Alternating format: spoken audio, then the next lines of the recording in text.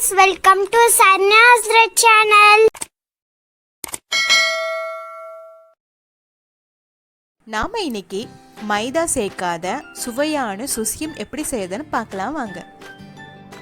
அதற்கு தேவையான பொருட்கள்: புழுங்கலரிசி 1/2 கிலோ, கடலைப்பருப்பு 1/4 கிலோ,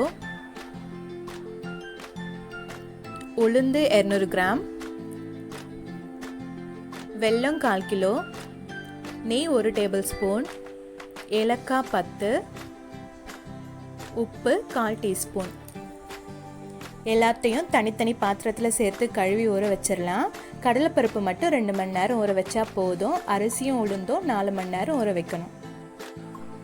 ஊற வச்ச கடலைப்பருப்பை குக்கரில் சேர்த்துட்டு 1 கிளாஸ் தண்ணி விட்டு மூடி வச்சிடலாங்க.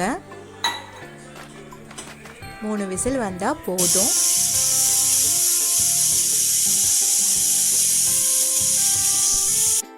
தண்ணி கொஞ்சம் கூட இல்லைங்க, பருப்பும் சூப்பராக வெந்துருச்சு.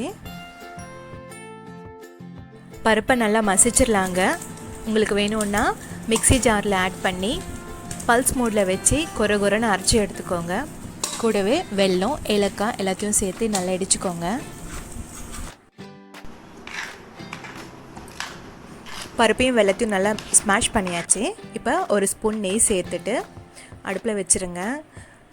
கிளறிட்டே இருக்கணும், கைவிடாமல் கிளறிட்டே இருக்கணுங்க, அப்போ தான் அடி பிடிக்காது.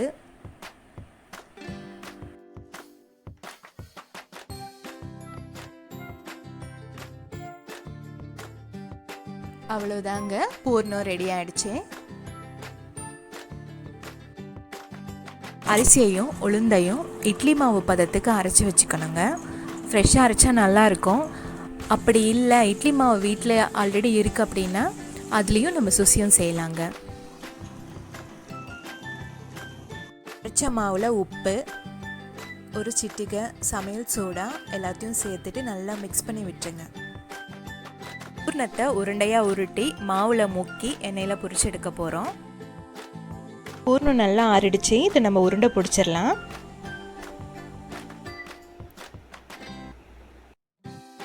கடாயில் எண்ணெய் சூடானதும் ஒவ்வொரு உருண்டையாக மாவில் முக்கி நல்லா பொரித்து எடுத்துடலாங்க.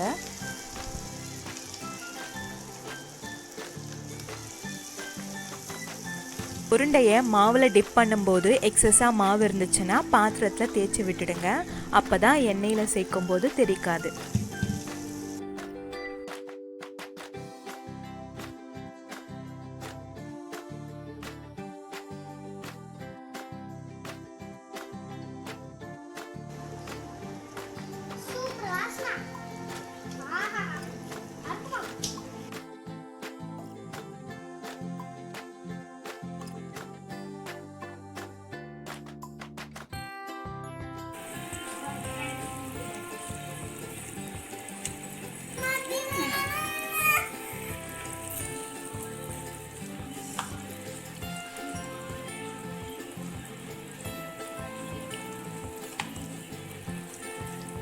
மாதிரி ஒரு பக்கம் புரிஞ்ச உடனே வேறு பக்கம் திருப்பி விட்டுடுங்க.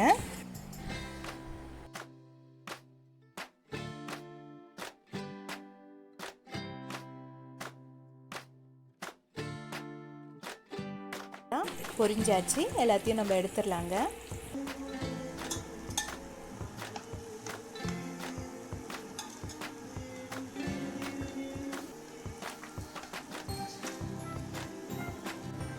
பார்க்கவே சூப்பராக இருக்குல்லங்க.